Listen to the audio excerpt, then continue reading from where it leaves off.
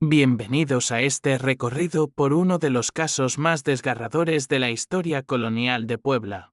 Antes de comenzar, te invito a dejar en los comentarios desde donde nos estás escuchando y la hora exacta en este momento. Nos interesa profundamente saber hasta qué lugares y en qué momentos del día o de la noche llegan estos relatos que el tiempo y la vergüenza intentaron enterrar. La madrugada cayó fría sobre la casona de los Mendoza en el centro de Puebla, en la calle del Reloj número 34, donde las familias acentuadas distinguidas de la ciudad tenían sus residencias señoriales. Estaba a punto de nacer un secreto que dividiría no solo una familia, sino dos destinos que debieron ser idénticos. Dentro de la habitación principal, el aire olía a agua de asar, mezclada con sangre fresca. Las paredes forradas de papel tapiz francés temblaban con cada grito. Doña Isabel Mendoza y Osorio llevaba muchas horas. Ese de parto. Tenía 22 años. Cabello rubio oscuro, recogido en una trenza que ahora estaba empapada de sudor. Ojos grises que normalmente destilaban la altivez propia de su clase, ahora solo mostraban agotamiento. 6 velas de cera española iluminaban la escena. El piso de duela de pino crujía bajo los pasos apresurados de doña Refugio Maldonado, la partera más respetada de Puebla. 65 años de oficio. Manos expertas que habían traído al mundo a más de 500 niños en 40 años. Esa noche su rostro moreno y arrugado revelaba una preocupación que rara vez mostraba. Empuje, doña Isabel ordenó con voz firme pero cansada. Ya viene el primero. El primero. Esa palabra flotó en el aire como presagio. El primer bebé llegó llorando con fuerza. Un llanto vigoroso que resonó en toda la casa de 2 pisos. Doña Refugio lo envolvió rápidamente en un paño de algodón blanco. Lo acercó a la luz de las velas. Es varón, Anunk. Yo. Sano, perfecto. Isabel intentó sonreír, pero otra contracción la dobló. Hay otro, susurró doña Refugio. Son gemelos, el segundo bebé llegó minutos después. También lloraba, también estaba vivo, también era varón. Pero cuando doña Refugio lo envolvió y lo acercó a la luz, su rostro se paralizó. El segundo bebé tenía labio leporino, una abertura que iba desde el labio superior hasta la nariz, conocida en la época como labio de liebre o boca de lobo. En una sociedad obsesionada con la perfección física y las apariencias, era considerado un defecto monstruoso. Doña Refugio titubeó, o a doña Isabel, luego al bebé, luego de nuevo a la madre. Señora, comenzó con voz temblorosa. Son 2 varones, pero uno tiene. Muéstramelo, ordenó Isabel con voz agotada. Doña Refugio se acercó, le mostró al segundo bebé. Isabel abrió los ojos, miró al bebé, vio la abertura en el labio. Su rostro se contrajo en una mueca. No era de dolor maternal, era asco, era horror. Era rechazo absoluto. Llévenselo, susurró. Su voz era apenas audible, pero el tono era de hierro. Señora, es su hijo, intentó doña Refugio. Está sano, el labio puede, llévenselo ahora. La interrumpió Isabel. Su voz subió de volumen. No quiero ver esa cosa, sáquenlo de mi casa. Mat, eso sí es necesario, pero que no vuelva nunca. El primer bebé, el perfecto, descansaba en la cuna de caoba tallada junto a la cama. El segundo bebé, el imperfecto, lloraba en brazos de la partera. Josefa estaba en la cocina del primer piso. 43 años, piel morena, de origen mixteco, manos callosas de lavar, cocinar y servir durante 25 años. Había nacido en un pueblo de la Mixteca Alta. Vendida como sirvienta a los 10 años a la familia Mendoza, nunca supo escribir su apellido completo, solo sabía firmar con una X. Había visto demasiado en esa casa. Había visto morir a 2 bebés de doña Isabel en partos anteriores. Había visto al señor don Fernando golpear a su esposa cuando el vino lo poseía. Había visto la crueldad disfrazada de elegancia, Esa madrugada, mientras removía un caldo de pollo en la olla de barro sobre el fogón de leña, escuchó pasos apresurados. En las escaleras, Josefa llamó Doña Refugio desde la puerta. Su voz temblaba. «Sube, ahora». Josefa subió las escaleras de piedra. Cada peldaño crujía bajo sus pies descalzos. Al llegar al pasillo del segundo piso, el olor a sangre se intensificó. Doña Refugio la esperaba en la puerta del cuarto. En sus brazos llevaba un bulto envuelto en paños manchados. Sus ojos estaban húmedos. Los labios le temblaban. «Llévalo», susurró. «Llévalo lejos de aquí, muy lejos. La señora ordena que desaparezca, que Dios nos perdone a todas». Josefa recibió el bulto, lo destapó ligeramente, vio el rostro del bebé, era diminuto, los ojitos cerrados, el labio superior partido, pero respiraba, estaba vivo, era inocente. Las lágrimas le quemaron los ojos. Ella sabía exactamente qué significaba esa orden, desaparecer. No. Significaba llevarlo a un orfanato, significaba dejarlo morir en el frío, en la oscuridad, en la Nueva España y específicamente en Puebla. Las deformidades físicas eran vistas como castigos divinos, como marcas del pecado, como señales de que algo estaba mal en la familia. Un niño con labio leporino en una familia aristocrática era una vergüenza social, una mancha en el apellido, algo que debía ocultarse. Para familias como los Mendoza, descendientes de conquistadores españoles con escudo de armas registrado ante la corona, con capilla propia en la Catedral de Puebla, la perfección física era tan importante como la pureza de sangre. Un hijo imperfecto no solo era rechazado, era borrado como si nunca hubiera. ¿Y ¿qué debo hacer?, preguntó Josefa con voz quebrada. Doña Refugio cerró los ojos. «No lo sé», susurró. «Haz lo que tu conciencia te dicte. Yo ya hice demasiado al traerlo al mundo. Que Dios me perdone». La casona de los Mendoza dormía bajo la oscuridad de la madrugada. Josefa bajó por la escalera de servicio que daba al patio trasero. Llevaba al bebé apretado contra su pecho. Su rebozo de lana lo cubría completamente. Cruzó el patio empedrado donde durante el día se lavaba la ropa. Pasó junto al pozo de cantera. Salió por la puerta trasera que daba al callejón. Sus pies descalzos se hundían en el lodo. Había llovido durante la noche. El viento frío de abril cortaba su vestido de manta, pero no se detuvo. Sabía que si regresaba con ese bebé la despedirían. O peor, don Fernando Mendoza era conocido por su temperamento violento. 3 años antes había mandado azotar a muerte a un mozo de cuadra por robar un pedazo de pan. Si obedecí a la orden, si dejaba morir a ese bebé, cargaría ese peso hasta su muerte. Caminó durante más de 1 hora. Salió del centro aristocrático de Puebla, cruzó el barrio de artesanos.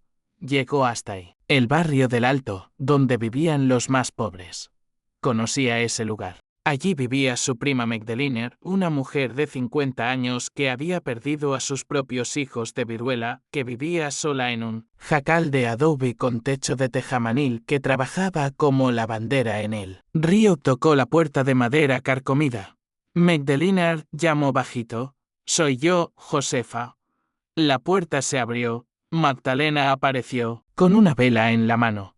Tenía el cabello blanco recogido en una trenza, el rostro surcado de arrugas profundas, ojos oscuros que habían visto demasiada pobreza. «¿Qué pasa, prima?», preguntó alarmada. Josefa destapó el bulto que llevaba. «Necesito que me ayudes a salvar una vida». Magdalena miró al bebé, vio el labio partido, no hizo preguntas, no juzgó. «Entra», dijo simplemente, dentro del jacal. Humilde, con piso de tierra apisonada, paredes de adobe descascarado, un petate en una esquina, una olla sobre 3 piedras. Josefa contó todo. El parto, los gemelos, uno perfecto, uno imperfecto. La orden de la señora, el rechazo. Magdalena escuchó en silencio. Luego tomó al bebé en sus brazos, lo acunó con una ternura que solo tienen quienes han perdido hijos propios. «Lo criaré», dijo, con voz firme, «como si fuera mío». Nadie tiene por qué saber de dónde vino. Josefa lloró, abrazó a su prima, le di un nombre en mi corazón mientras caminaba, susurró. Lucas, porque es un regalo de Dios, aunque su madre no lo vea así. Lucas, repitió Magdalena. Lucas será entonces. Josefa regresó a la casona antes del amanecer. Entró por la puerta trasera. Sus manos temblaban. Su vestido está manchado de lodo y sangre. Escuchó voces en el piso superior. Su sangre se heló. El señor don Fernando Mendoza había llegado. Don Fernando Antonio Mendoza e Aguirre, 45 años. Teniente C. Coronel retirado del ejército realista, hijo de una de las familias fundadoras de Puebla, dueño de 3 haciendas en los valles cercanos, miembro del ayuntamiento. Era un hombre alto, hombros anchos de quien entrenó con espada toda su vida. Bigotes negros y tupidos, encerados en las puntas. Mirada fría de militar. Vestía uniforme de gala, aunque ya no estaba en servicio activo. Casaca azul oscuro con botones dorados, pantalones blancos, de montar. Botas de cuero hasta la rodilla. En el cinto llevaba un sable de oficial. Había cabalgado toda la noche desde su hacienda en Atlixk. Llegó justo cuando el sol comenzaba a salir. Subió las escaleras con pasos de trueno. Las espuelas tintineaban contra la piedra. ¿Dónde está mi esposa? Rugió. Nacie. ¿Los niños? ¿Cuántos? Doña Refugio lo interceptó en el pasillo. Todavía llevaba el delantal manchado de sangre, el rostro demacrado de toda la noche sin dormir. Señor don Fernando, comenzó con voz temblorosa, felicidades. Nació un varón sano, perfecto. ¿Solo uno? Preguntó don Fernando. Su rostro mostró decepción. Doña Refugio titubeó. Solo uno, mintió. Un varón fuerte. Don Fernando entró al cuarto. Isabel estaba recostada en la cama de dosel, pálida, exhausta. Sostenía al bebé perfecto envuelto en pañales de lino bordado. Fernando, susurró, mira a tu hijo. Don Fernando se acercó, tomó al bebé, lo levantó hacia la luz que entraba por la ventana. El bebé abrió los ojos. Eran grises como los de su madre.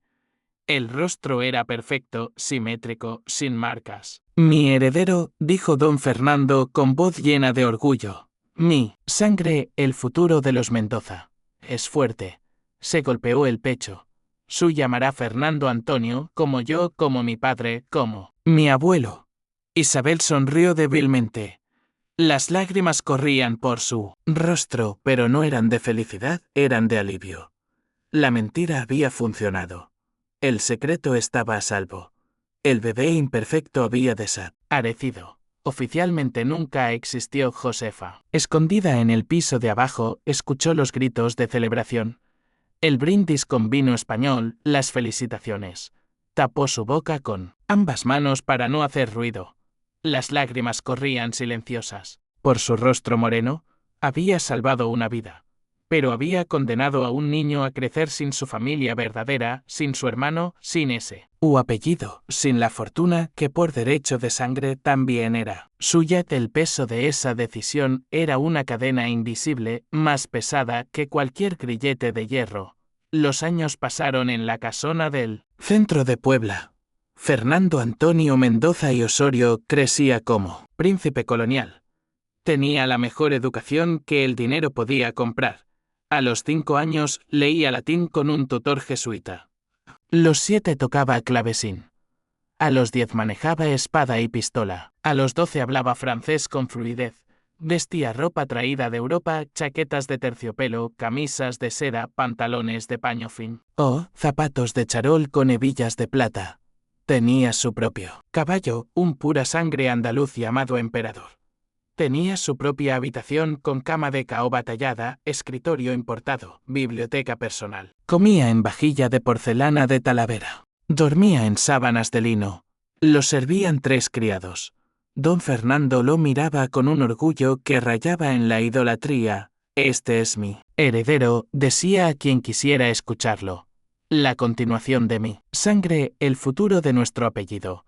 Pero había algo en el niño, algo que don Fernando se negaba a ver.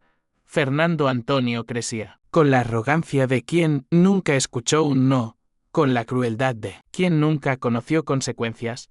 A los 8 años pateó a un perro hasta matarlo porque ladraba demasiado. Don Fernando se rió. Tiene carácter, dijo.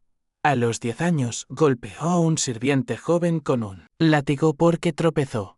Don Fernando no lo castigó. Está aprendiendo a mandar, justificó. A los 12 años empujó a una niña indígena al río porque no se quitó del camino. La niña casi se ahoga. Don Fernando pagó a la familia para que callaran. Los pobres exageran todo, dijo. Doña Isabel veía todo con ojos cansados. A sus 37 años parecía de 50. El cabello completamente gris. El rostro surcado de líneas profundas, los ojos hundidos. Bebía láudano para dormir. Pasaba horas en la capilla privada rezando, pero las oraciones no le daban paz. El fantasma del bebé rechazado la perseguía. Cada vez que miraba a su hijo perfecto, pensaba en el imperfecto. ¿Habría muerto esa primera noche? ¿Dónde lo había dejado? ¿Sufrió? Nunca preguntó, porque si preguntaba tendría que enfrentar la respuesta. En el barrio del Alto, en el jacal humilde de adobe, Lucas crecía de manera muy diferente. Magdalena lo crió con amor infinito, con ternura de quien sabe lo que es perder. Le dio todo lo que tenía, que era casi nada en términos materiales, pero era todo en términos de corazón. Lucas dormía en un petate junto a su tía abuela. Comía toties con frijoles, a veces chili, rara vez carne. Vestía ropa remendada, calzón de manta, camisa cosida con retazos diferentes, pies descalzos la mayor parte del tiempo. Pero aprendió cosas que Fernando Antonio nunca aprendería. Aprendió a trabajar desde los 5 años. Ayudaba a Magdalena a lavar ropa en el río. Cargaba los bultos pesados de ropa moja. Atendía las prendas en las piedras para secar. Aprendió a ser agradecido por lo poco. Aprendió que el trabajo dignifica. Aprendió que la pobreza no es vergüenza. Y aprendió a ir con su labio partido. En el barrio pobre nadie se burlaba. Todos tenían sus propias marcas, sus propias cicatrices, sus propias penas. Los niños del barrio lo llamaban simplemente Lucas. Jugaba con ellos. En las calles de tierra. Volaban papalotes hechos de papel de China y carrizo. Jugaban a las canicas con semillas. Corrían descalzos persiguiendo aros de madera. Josefa lo visitaba cada domingo. Era su día libre en la casona de los Mendoza. Caminaba 1 hora desde el centro hasta el barrio del Alto. Llevaba lo poco que podía tomar de la cocina sin que notaran. Un pedazo de pan, medio queso, toties frescas, a veces un poco de carne, que había sobrado. Se sentaba con Lucas, le contaba historias, le enseñaba oraciones, lo abrazaba como si fuera su propio hijo. En su corazón lo era. Lucas la llamaba tía Josefa. No sabía que ella lo había salvado. No sabía que venía de la casa donde trabajaba. No sabía que tenía un hermano. Magdalena le había dicho que sus padres murieron cuando era bebé, que ella lo adoptó, que era su tía, abuela. Era una mentira piadosa para protegerlo, para que no buscara respuestas que solo traerían dolor. Pero Lucas era un niño inteligente, demasiado inteligente. A los 8 años comenzó a hacer preguntas. ¿Por qué mi boca es diferente? Preguntaba señalando su labio. Magdalena lo abrazaba. Naciste así, mi hijito, pero eso no te hace menos. Eres perfecto para mí. ¿Por qué no tengo padre ni madre como los otros niños? Porque Dios me los dio a ellos, respondía Magdalena. Pero a mí me dio a ti, y eres el mejor regalo que pude recibir. Las respuestas satisfacían al niño por un tiempo. A los 10 años, Lucas comenzó a trabajar como ayudante en el taller de un carpintero. Don Tomás Jiménez, un hombre de 60 años, manos deformadas por la artritis, pero mente brillante. Don Tomás vio algo en Lucas. Inteligencia, dedicación, hambre de aprender. Le enseñó el oficio, cómo medir, cómo cortar, cómo ensamblar, cómo pulir. Lucas aprendía rápido. Tenía manos hábiles, vista precisa, paciencia infinita. A los 12 años ya hacía trabajo solo, sillas, mesas pequeñas, cajas. A los 15 años era mejor carpintero que muchos adultos. Don Tomás lo trataba como al hijo que nunca tuvo. Este muchacho tiene manos de ángel, decía con orgullo. Puede hacer cantar a la madera. Pero también notó algo en acentuadas. Lucas tenía bondad innata. Cuando veía a niños más pobres que él, compartía su comida. Cuando veía a ancianos cargando bultos pesados, se ofrecía a ayudar. Cuando veía animales heridos, los curaba. Tienes corazón de oro, muchacho, le decía don Tomás. No lo pierdas nunca. El mundo intentará arrebatártelo, pero no se lo permitas. Lucas no entendía completamente, pero guardaba las palabras en su corazón. Los años siguieron pasando. La brecha entre los dos hermanos que no sabían que lo eran se hacía cada vez más grande. Fernando Antonio, a sus 15 años, era la vergüenza secreta de su familia. Aunque don Fernando se negaba a verlo, había sido expulsado de 2 colegios, uno por golpear a un maestro, otro por robar dinero de las limosnas de la capilla. Bebía no desde los 13 años. Frecuentaba casas de juego. Perdía fortunas en apuestas. Don Fernando siempre pagaba sus deudas. A los 15 intentó violar a una sirvienta. La muchacha gritó, otros sirvientes la salvaron. Don Fernando despidió a la muchacha. Le pagó para que se fuera a otro estado. Fernando Antonio no fue castigado. Son cosas de muchachos, decía don Fernando. Ya madurar. Acentuada. Pero doña Isabel sabía la verdad.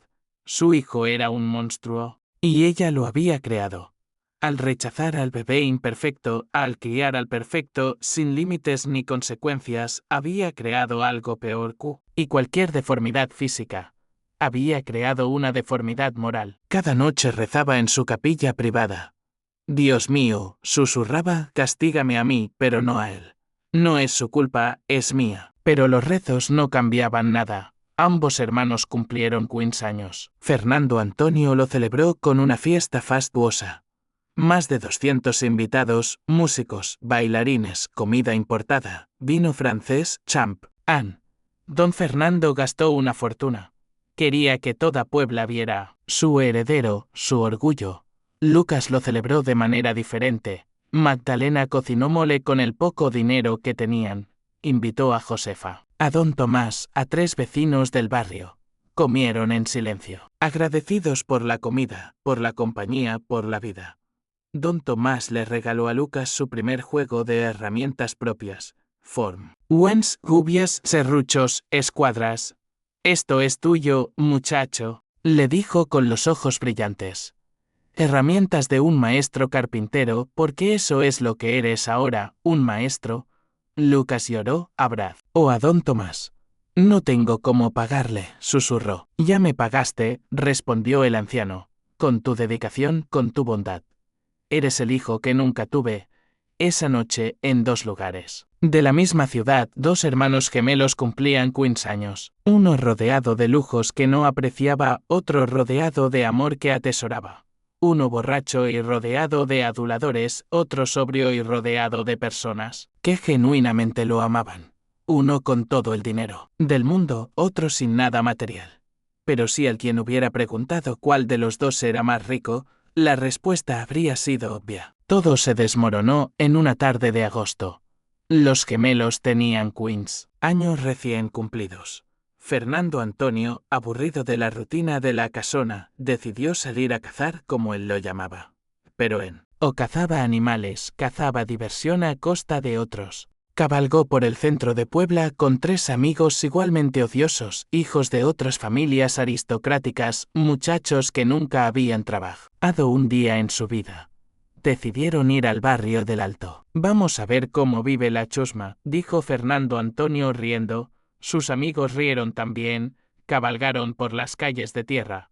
Se burlaban de la gente, pateaban puestos de vendedores ambulantes, asustaban a niños, lanzaban monedas al suelo para ver a la gente pelear por ellas. Llegaron frente al taller de carpintería de don Tomás. Fernando Antonio vio algo que le llamó la atención. Un mueble hermoso, una cómoda de cedro con incrustaciones de nácar, un trabajo exquisito, arte puro. Lucas lo había hecho. Había bajado en esa pieza durante 3 meses. Cada detalle tallado a mano, cada incrustación colocada con precisión milimétrica. ¿Era para el ajuar de una novia? La boda era en 2 semanas. Era el trabajo en acentuadas importante que don Tomás había conseguido en años. Fernando Antonio desmontó, se acercó al mueble, lo tocó con sus manos de aristócrata que nunca habían hecho nada útil. Luca, ¿ese estaba en el taller? Vio al joven de ropa fina acercarse, salió. Buenos días, señor, dijo con respeto. ¿Puedo ayudarle en algo? Fernando Antonio lo miró y entonces sucedió algo extra. No, algo que ninguno de los dos entendió en ese momento. Se quedaron mirándose. Había algo en el otro, algo familiar, algo que no podían explicar. Fernando Antonio vio los ojos grises de Lucas, idénticos a los suyos, idénticos a los de su madre. Vio la forma de la nariz, la línea de la mandíbula, las orejas. Todo era idéntico, excepto por el labio partido. Lucas vio lo mismo en Fernando Antonio. Era como mirarse en un espejo perfecto, sin la cicatriz de su labio. El momento se estiró incómodo, extraño. Luego Fernando Antonio rió, una risa cruel. ¿Cuánto? ¿Por este mueble?, preguntó señalando la cómoda. Lucas tragó saliva. Ya está vendido, señor. Es para una boda. Todo está en venta si el precio es correcto, respondió Fernando Antonio. ¿Cuánto? Lucas negó con la cabeza. Lo siento, señor, no puedo venderlo. Es un compromiso. El rostro de Fernando Antonio se oscureció. Nadie le había dicho que no en toda su vida. ¿Me estás diciendo que no?, preguntó con voz peligrosa. Lucas se mantuvo firme. Con respeto, señor. Sí. No puedo venderlo. Fernando Antonio vio la humildad en los ojos de Lucas, la firmeza tranquila, la dignidad. A pesar de la pobreza y algo dentro de él, se retorció de rabia. ¿Sabes quién soy yo?, rugió. Soy Fernando Antonio Mendoza. Mi padre es dueño de media ciudad. Puedo hacer lo que quiera. Y, en entonces empujó la cómoda. El mueble cayó. Se estrelló contra el piso de tierra. El nácar se astilló. La madera se rajó. 3 meses de trabajo destruidos en un segundo. Lucas se quedó paralizado, mirando el mueble destrozado. Las manos le temblaban. Don Tomás salió corriendo del taller, vio la destrucción, vio a Fernando Antonio riendo. ¿Por qué?, preguntó el anciano carpintero con voz quebrada. ¿Por qué hizo eso? Porque puedo, respondió Fernando Antonio. Montó su caballo, miró a Lucas una última vez. Aprende tu lugar, perro, escupió. Cabalgó hacia el centro de la ciudad con sus amigos. Todos reían. Lucas se arrodilló junto al mueble destrozado. Las lágrimas corrían por su rostro. No lloraba por el mueble. Lloraba por la crueldad sin sentido, por el abuso de poder, por la injusticia. Don Tomás lo abrazó. Haremos otro, muchacho. Trabajaremos día y noche. Llegaremos a tiempo para la boda. ¿Quién puede hacer algo así?, preguntó Lucas. ¿Qué clase de persona destruye el trabajo de otros solo porque puede? Don Tomás suspiró. La gente que nunca ha trabajado, respondió. La gente que nunca ha conocido el valor del esfuerzo. La gente criada sin amor verdadero. Esa noche Lucas no pudo dormir. Seguía viendo el rostro del joven aristocrático, esos ojos grises tan parecidos a los suyos. ¿Por qué sentía que lo conocía? ¿Por qué ese encuentro él o había perturbado tan profundamente? No lo sabía, pero algo dentro de él había cambiado. Una pregunta comenzó a formarse, una duda, una inquietud que no lo dejaría en paz. Esa misma noche, en la casona de el centro, Fernando Antonio tampoco podía dormir. Seguía viendo el rostro del carpintero, el labio partido, pero también los ojos, su misma nariz, su misma estructura facial. Era como mirarse en un espejo. ¿Por qué ese encuentro lo había inquietado tanto? Decidió investigar. Preguntó a los sirvientes, ¿quién es ese carpintero del barrio del Alto? El del labio partido. Los sirvientes se miraron entre ellos. Nadie quería hablar. Finalmente, un mozo de cuadra viejo respondió. ¿Su llama Lucas, señorito? Lo crió doña Magdalena, la lavandera. Dicen que sus padres murieron cuando era bebé y el labio nació así, señorito, una marca de Dios. Fernando Antonio despidió al sirviente, pero la inquietud no se fue. Algo no encajaba, algo molestaba en el fondo de su mente. Esa semana Josefa notó algo extraño en Fernando Antonio. El joven la miraba diferente, como si la estudiara. Un día la interceptó en el pasillo. Josefa, dijo. Tú estabas aquí, cuando yo nací. Y sí, señorito, respondió ella. El corazón le latía fuerte. ¿Hubo algo extraño? ¿Algo que no me han contado? Josefa negó con la cabeza, quizás demasiado rápido. No, señorito. Todo fue normal. Usted nació sano y perfecto. Fernando Antonio la miró fijamente. ¿Estás segura? Sí, señorito. Pero la duda estaba plantada. Los días siguientes, Fernando Antonio comenzó a preguntar a otros sirvientes viejos, los que habían estado en la casa desde hacía décadas. La mayoría no sabía nada o fingían no saber. Pero un día una sirvienta muy vieja, que ya casi no trabajaba, medio cegea y medio sorda, dijo algo. ¿Usted es el niño de los Mendoza? Preguntó con voz temblorosa. Sí, respondió Fernando Antonio. Yo estuve aquí cuando nació, dijo la anciana. Fueron dos. Os bebés gemelos. El mundo de Fernando Antonio se detuvo. ¿Qué? Preguntó. Dos bebés, repitió la anciana, uno perfecto, uno con la boca rota. Se llevaron al de la boca rota. Nunca volvió. Rió. No sé, muchacho, solo sé que se lo llevó Josefa esa noche y nunca más se habló de él.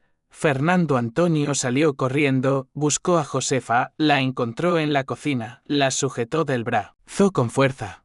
Dime la verdad, ordenó. Tuve un hermano. Josefa se quedó pálida, las manos le temblaban. Señorito, dime, rugió Fernando Antonio. Josefa comenzó a llorar. Sí, susurró. Tuviste un gemelo. Nació con labio partido. Tu madre ordenó que desapareciera, que lo mataran. ¿Y lo mataron? Josefa negó con la cabeza. No pude, señorito. No pude matar a un bebé Enoch. Lo llevé con mi prima. Ella lo crió. ¿Dónde? En el barrio del Alto. ¿Cómo se llama? Lucas, susurró Josefa. El mundo de Fernando Antonio explotó. El carpintero. El muchacho del labio partido, los ojos idénticos, la misma estructura facial. Era su hermano, su gemelo. Soltó a Josefa, salió corriendo de la casa. Pero, ¿hacia dónde corría? ¿Qué haría con esta información? ¿Cómo procesaría que su hermano, su gemelo, había vivido en la pobreza mientras él vivía en el lujo? ¿Cómo enfrentaría a su madre, que había ordenado matar a su propio hijo? Fernando Antonio llegó a la casona de los Mendoza como un torbellino. Subió las escaleras de dos en dos y rompió en el salón principal donde su madre bordaba. Doña Isabel levantó la vista, vio el rostro desencajado de su hijo, supo inmediatamente. El secreto había salido. ¿Es verdad? Preguntó Fernando Antonio. Su voz temblaba de furia. ¿Tengo un hermano, un gemelo que ordenaste matar? Isabel dejó caer el bordado. Se puso de pie.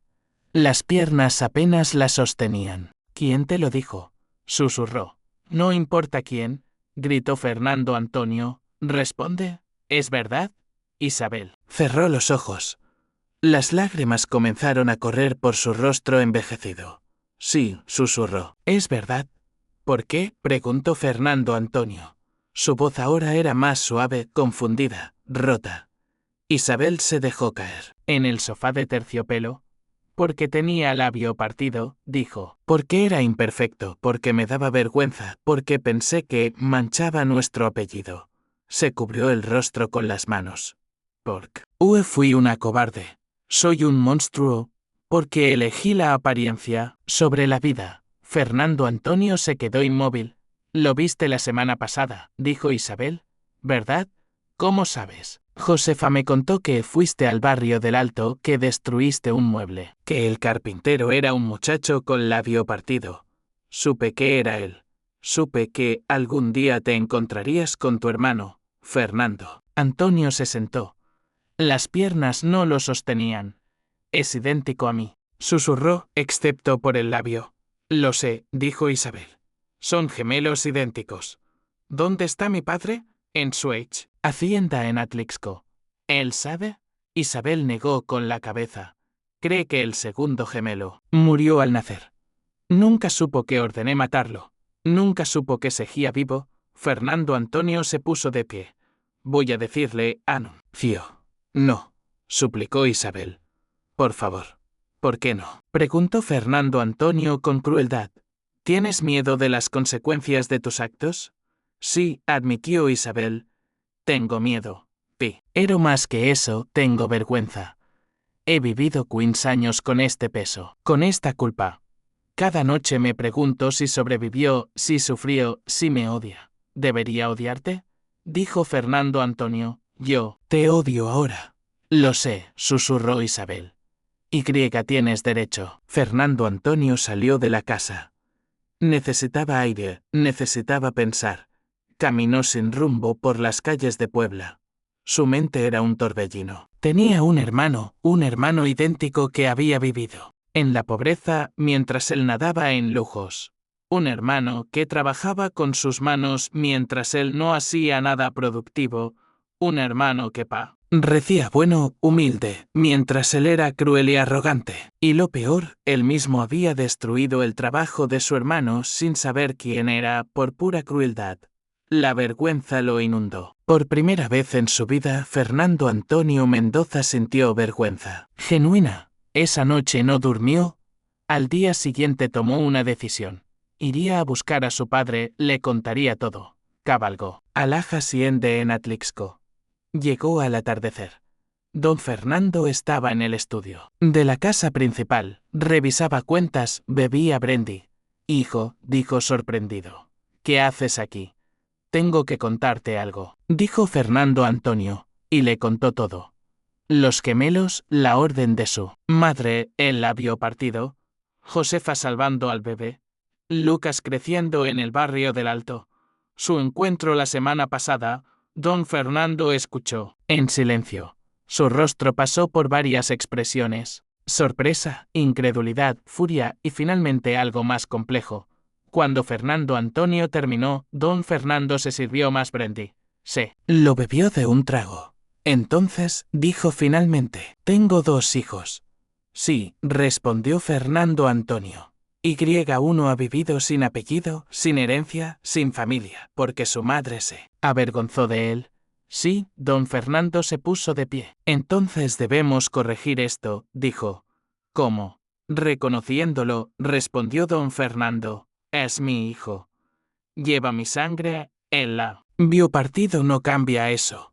Fernando Antonio quedó sorprendido. ¿Lo vas a reconocer públicamente? Sí, dijo don Fernando.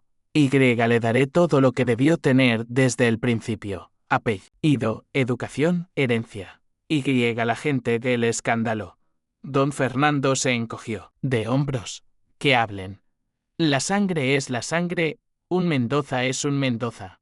Con o sin cicatriz. Al día siguiente, don Fernando y Fernando Antonio regresaron a Puebla. Fueron directamente al barrio del Alto, al taller de carpintería. Lucas estaba trabajando. Había reconstruido la cómoda, trabajando día y noche. La boda era en 3 días. Cuando vio entrar a Fernando Antonio, su cuerpo se tensó. ¿Qué quiere ahora?, preguntó con voz cansada. Fernando Antonio no respondió. Don Fernando se adelantó, vio a Lucas, vio los ojos grises, la nariz, la mandíbula, todo idéntico a Fernando Antonio, excepto el labio. Eres mi hijo, dijo don Fernando. Su voz temblaba. Lucas lo miró confundido. Eres mi hijo, repite. Oh, don Fernando. Naciste hace 15 años. Eres el gemelo de Fernando Antonio. Tu madre ordenó que te mataran porque tenías labio partido. Una sirvienta te salvó. Pero eres mío, eres un Mendoza. Lucas se quedó paralizado. No puede ser, susurró. Fernando Antonio se acercó. Es verdad, dijo. Somos hermanos gemelos. Los 2 jóvenes se miraron. Realmente eran como espejos. Uno perfecto, uno con cicatriz, pero idénticos.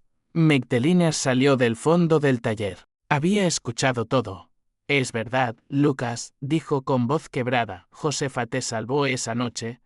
Me pidió que te criara. Te dije que tus padres habían muerto para protegerte. Lucas se dejó caer en una silla. ¿Entonces todo fue mentira?, preguntó. No, dijo Magdalena, el amor fue real. La vida que te di fue real. Solo tu origen fue secreto. Don Fernando se arrodilló frente a Lucas. Hijo, dijo, perdóname por no haber sabido. Perdóname por los 15 años que perdimos. Pero ahora que sé, quiero corregirlo. ¿Cómo? Oh, preguntó Lucas.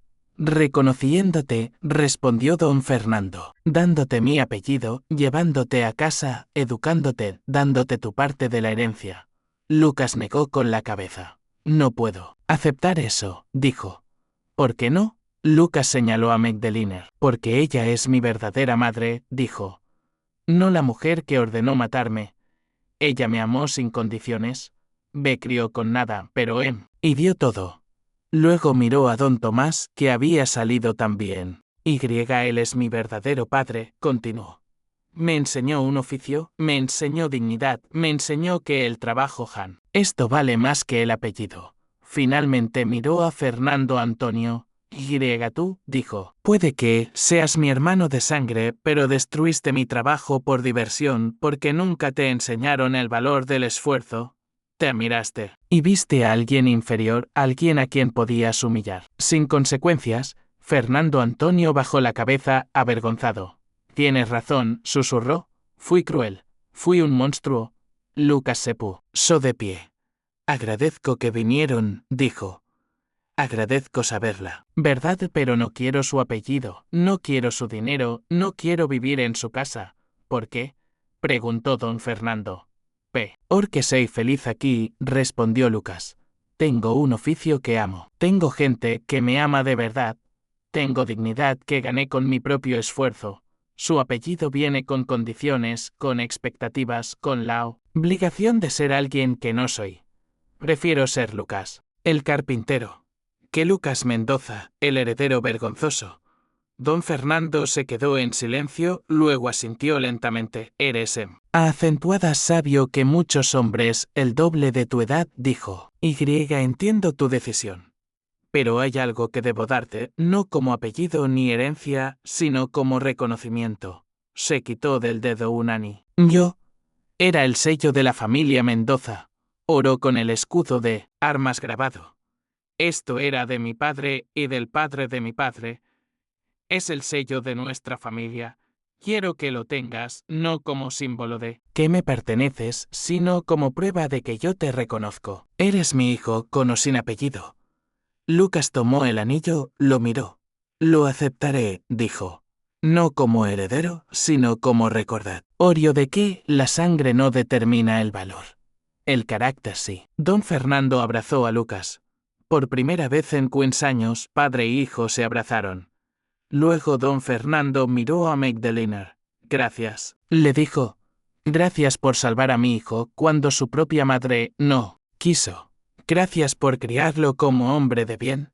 Le entregó una bolsa pesada. No es pago, dijo. No hay dinero que pague lo que hiciste. Pero es un agradecimiento.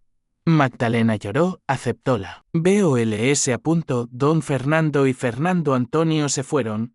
Pero antes de salir, Fernando Antonio se volteó. Lucas, llamó. Lucas lo miró. Perdóname, dijo Fernando Antonio, por lo del mueble, por la crueldad, por todo. Lucas asintió. De perdono, dijo. Pero eso no significa que olvidaré ni que confiere. Lo entiendo, respondió Fernando Antonio. Salieron del taller. Lucas se quedó mirando el anillo. El sello de los Mendoza.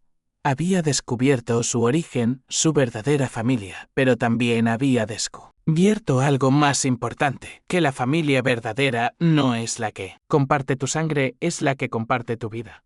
Los años siguientes fueron de transformación para ambos hermanos. Fernando Antonio, confrontado con la realidad de su hermano y su propia crueldad, comenzó a cambiar. Lento, doloroso, pero cambió. Dejó de beber, dejó de apostar. comenzó a aprender el negocio de su padre, realmente aprender, no solo fingir. Visitaba a Lucas una vez al mes. Al principio era incómodo, silencioso, pero poco a poco fueron conociéndose. Descubrieron que tenían el mismo sentido del humor, les gustaba. A la misma comida, soñaban con cosas similares. Eran gemelos en más que apariencia. Lucas continuó siendo carpintero. Se hizo famoso en Puebla por la calidad de su trabajo. A los 20 años abrió su propio taller más grande. Don Fernando le ofreció dinero para el taller. Lucas lo rechazó. Lo haré con mi propio esfuerzo, dijo.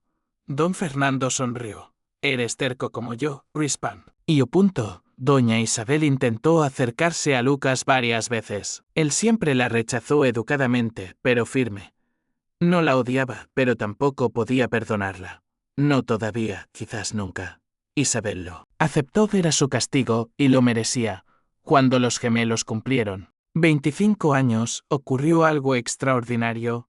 Don Fernando enfermó gravemente, fiebre tifoidea. Los médicos dijeron que moriría. Fernando Antonio mandó llamar a Lucas. Cuando Lucas llegó a la casona, don Fernando estaba en cama, débil, amarillo. Hijo, llamó cuando vio entrar a Lucas. Lucas se acercó, tomó la mano de su padre. Pensé que morirías sin conocerme, susurró don Fernando. Pero Dios me dio 10 años. 10 años para conocer a mi hijo perdido. No va a morir, dijo Lucas. Todos morimos, muchacho, respondió don Fernando.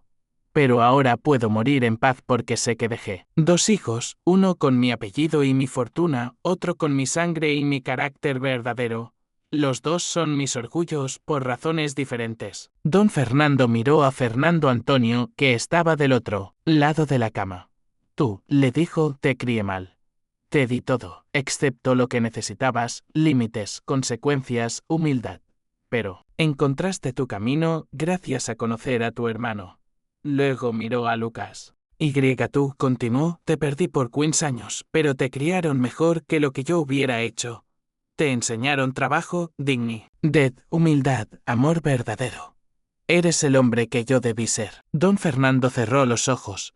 Cuídense mutuamente, susurró. Son hermanos, son sangre. Pero don Fernando no murió esa noche. Contra todo pronóstico, se recuperó.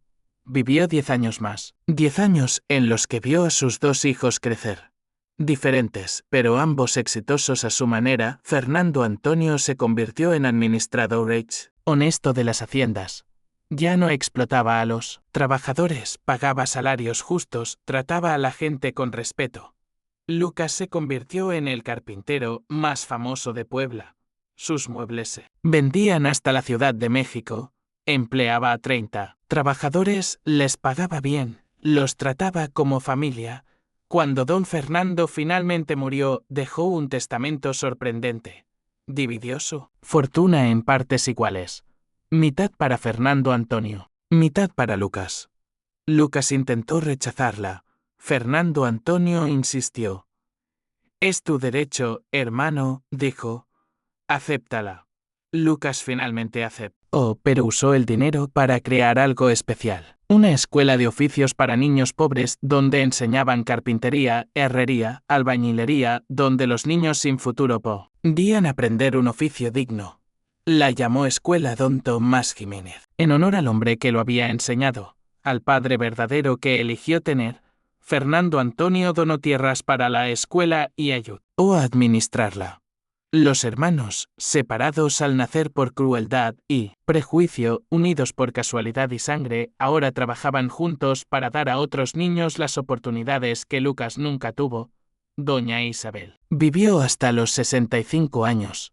Murió en 1860. En sus últimos días, Lucas finalmente fue a verla. Estaba en cama, frágil, las manos temblorosas. Hijo, susurró cuando lo vio. Lucas se sentó junto a la cama. No soy tu hijo, dijo. Soy el bebé que quisiste matar. Isabel lloró. Lo sé, dijo. Me he arrepentido cada día desde entonces. ¿Por qué? ¿He acentuada lo hiciste? Preguntó Lucas. ¿Cómo pudiste ordenar matar a tu propio hijo? Por cobardía, respondió Isabel. Por vanidad. por preocuparme más de lo que diría la gente que de la vida de mi hijo. Pensé que un labio partido te haría imperfecto. No entendía que lo único imperfecto era mi corazón. ¿Quieres que te perdone? No, dijo Isabel. No merezco tu perdón. Solo quiero que sepas que estoy orgullosa. Orgullosa de que sobrevivieras, orgullosa del hombre que te convertiste. Orgullosa de que seas mejor que yo, mejor que todos nosotros. Lucas la miró largo rato. Luego tomó su mano. Te perdono, dijo. No porque lo merezcas, sino porque yo no quiero cargar más con ese peso.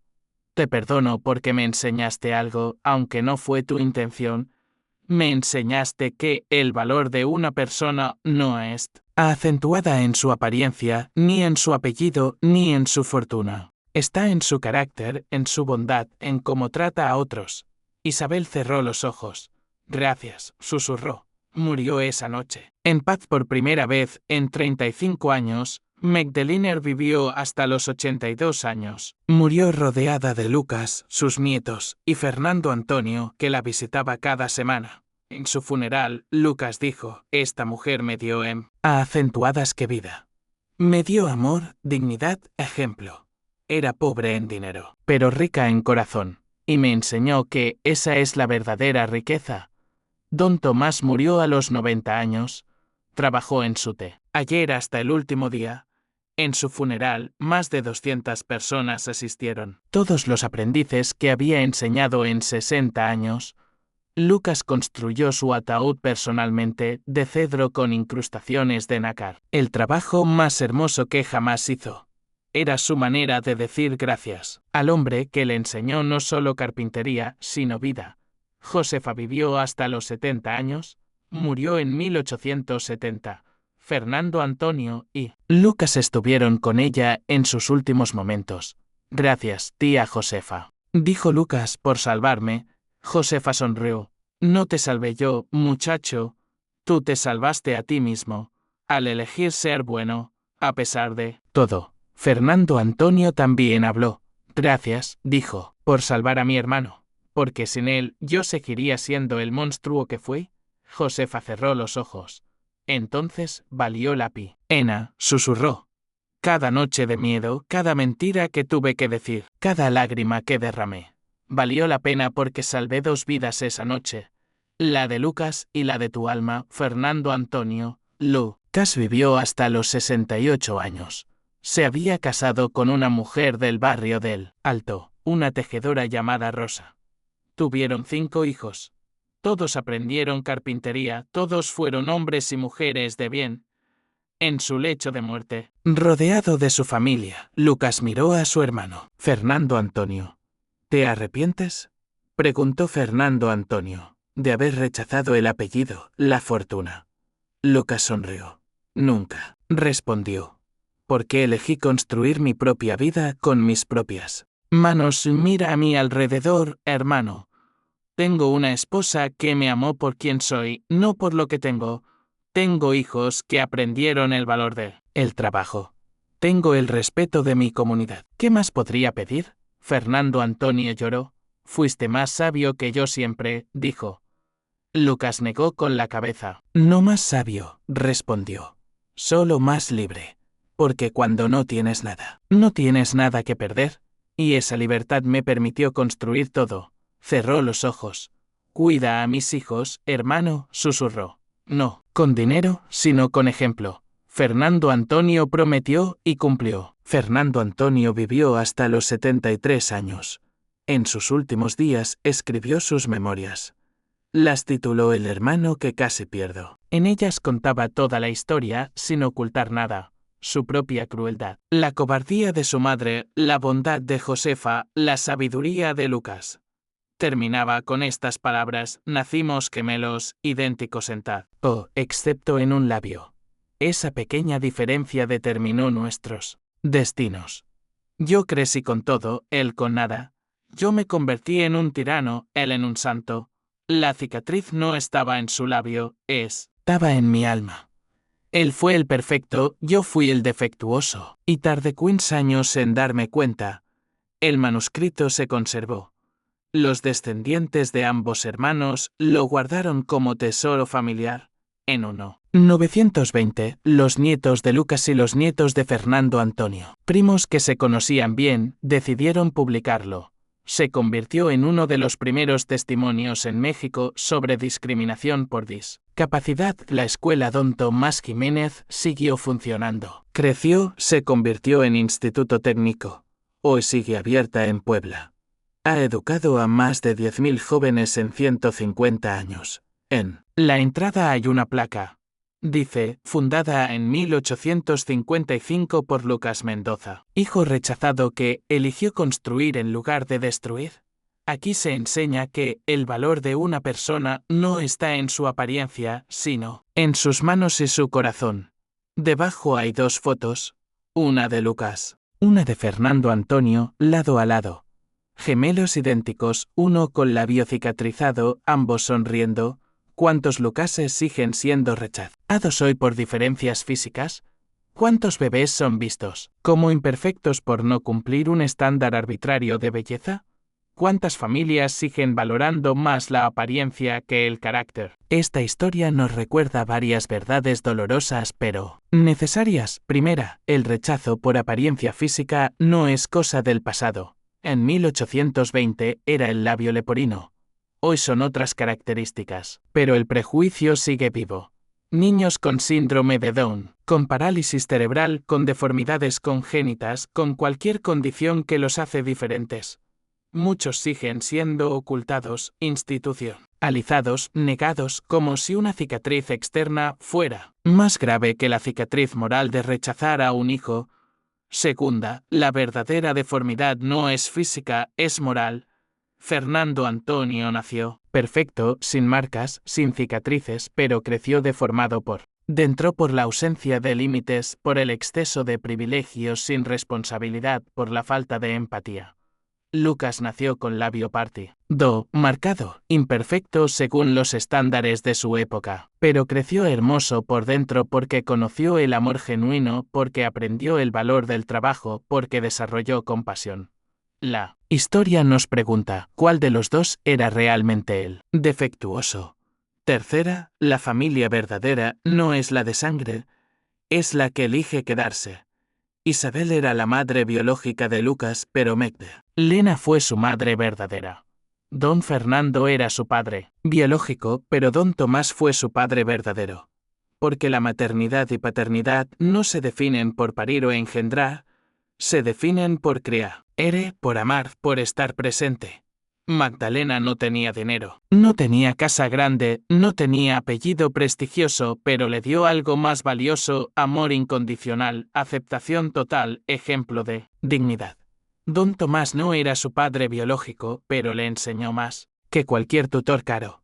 Le enseñó un oficio, le enseñó ética, le enseñó que el trabajo honesto es sagrado. Cuarta, el privilegio sin propósito es una maldición. Fernando Antonio lo tuvo todo desde el nacimiento, pero ese todo casi lo destruye. Porque tener todo sin ganarlo, recibir todo sin merecerlo, nunca enfrentar consecuencias, eso no construye carácter, lo destruye. Lucas no tuvo nada material, pero esa pobreza lo fortaleció, porque tuvo que ganarse cada tortilla, cada zapato, cada momento de alegría. Y eso construyó al invaluable carácter de acero. La historia nos enseña que darles todo a los hijos no es amarlos, es condenarlos. El amor verdadero también dice no, también establece límites, también enseña consecuencias. Quinta, la redención es posible, pero requiere humildad. Fernando Antonio fue un monstruo durante 15 años. Cruel, arrogante, violento. Pero cuando enfrentó la verdad sobre su hermano, Juan, vio su propio reflejo viviendo una vida completamente opuesta, algo se rompió dentro de él. La vergüenza genuina, no la vergüenza de ser descubierto, sino la vergüenza de reconocer quién había sido. Esa vergüenza lo llevó a cambiar. Lento, doloroso, pero real. No se convirtió en santo, pero se convirtió en hombre decente. Y eso ya era un milagro. La historia nos dice que nadie es acentuada más allá de la redención, pero la redención requiere reconocer el daño causado, sentir vergüenza genuina y trabajar toda la vida para repararlo. Sexta, los secretos familiares siempre salen a la luz. Isabel y don Fernando pensaron que podían enterrarla. ¿Verdad que si no hablaban del segundo gemelo, dejaría de existir? Pero los secretos no desaparecen, se pudren, envenenan y eventualmente explotan. Tan años después, la verdad encontró su camino, como siempre lo hace. Y cuando salió, destruyó más de lo que hubiera destruido si se hubiera dicho desde el principio. La historia nos enseña que la verdad duele, pero la mentira duele más. Y durante más tiempo. Séptima, el perdón no es olvido, es liberación.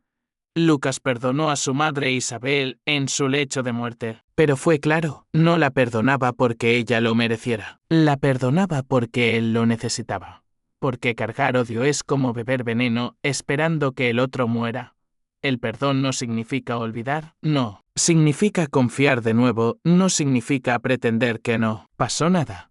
El perdón significa soltar el peso, dejar de cargar la piedra del resentimiento, liberarse del pasado para construir el futuro. Luke, has perdonó para ser libre, no para liberar a Isabel. Y octava, la verdadera herencia no es el dinero, es el ejemplo.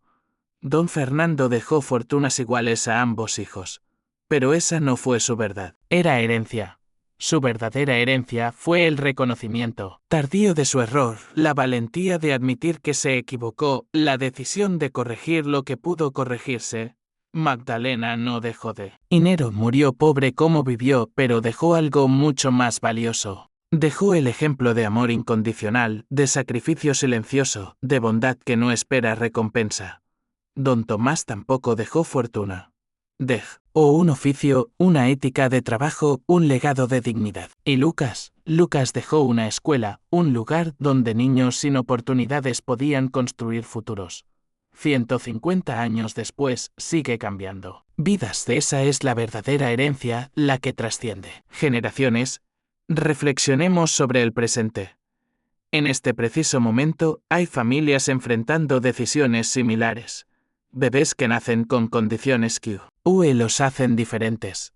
Algunos padres los rechazan, los abandonan, los institucionalizan como Isabel hace 200 años. Otros padres los abrazan, los aman, los defienden como debió ser Isabel como hizo Magdalena. La historia de Lucas y Fernando Antonio nos pregunta qué clase de padres queremos ser, qué clase de sociedad queremos construir, una que valora la apariencia sobre el carácter o una que entiende que la verdadera belleza está en el corazón, una que oculta a quienes son diferentes o una que celebra la diversidad como fortaleza, una que mide y el éxito en apellidos y fortunas o una que lo mide en bondad y contribución. La escuela Don Tomás Jiménez sigue abierta en Puebla, en la calle 5 de Mayo número 122. Si alguna vez visitas esa ciudad, te invito a ir a ver la placa, a ver las fotos de los gemelos, a recordar que, detrás de cada edificio hay historias. Historias de dolor, de redención, de humanidad. En el cementerio de San Jerónimo, también en Puebla, hay 2 tumbas lado a lado. Fernando Antonio Mendoza y Osorio. Lucas Mendoza. Una tumba tiene un mausoleo elaborado, mármol italiano, ángeles tallados, escudo de armas. La otra es simple, piedra sencilla. Pero siempre tiene flores frescas. Porque los descendientes de los trabajadores que Lucas ayudó, que educó, que trató con dignidad, nunca olvidan. Y llevan flores cada semana, 136 años después de su muerte. Esa es la diferencia. Uno es recordado por su apellido. Otro es recordado por su amor. ¿Tú qué prefieres dejar? ¿Un apellido en mármol o un recuerdo en corazones? La historia de Lucas nos enseña que lo que nos define no es cómo nacemos, es cómo elegimos vivir. Nació rechazado, condenado, marcado. Pero eligió no ser víctima. Matt eligió trabajar en lugar de quejarse. Eligió construir en lugar de destruir, eligió perdonar en lugar de odiar. Y al final de su vida, era más rico que su hermano. No en dinero, en lo que realmente importa. Amor genuino, respeto ganado, paz interior. Legado que trasciende, La historia de Fernando Antonio nos enseña que el privilegio sin propósito es vacío, que tener todo puede significar no tener nada, que la crueldad es señal de debilidad, no de fuerza. Pero también nos enseña que nunca es tarde para cambiar, que la humildad puede nacer de la vergüenza, que reconocer errores es el primer paso hacia la redención, y griega la historia de ambos. Juntos nos enseña algo hermoso, que los hermanos separados por crueldad pueden reencontrarse en amor, que las heridas de la infancia, aunque nunca desaparecen completamente, pueden sanarlo. Suficiente para permitir conexión, que dos caminos completamente opuestos pueden eventualmente converger, que la sangre no determina el destino. Las decisiones sí. Gracias por acompañarnos en este recorrido por la historia de los gemelos Mendoza. Una historia de rechazo y redención, de crueldad y compasión, de hermanos que nacieron idénticos, pero vivieron vidas opuestas. Si esta historia te ha impactado, compártela. Porque en algún lugar hay alguien que necesita escuchar que el rechazo no define el valor, que la cicatriz no determina el destino, que el amor verdadero puede venir de donde menos se espera. No olvides suscribirte al canal, activar las notificaciones y dejarnos en los comentarios tu reflexión sobre este caso. ¿Conocías casos de bebés rechazados por condiciones físicas en tu familia o comunidad? ¿Cómo crees que deberíamos tratar a las personas con diferencias físicas? ¿Qué te impacta? O más de esta historia. Nos leemos en el próximo relato. Hasta pronto.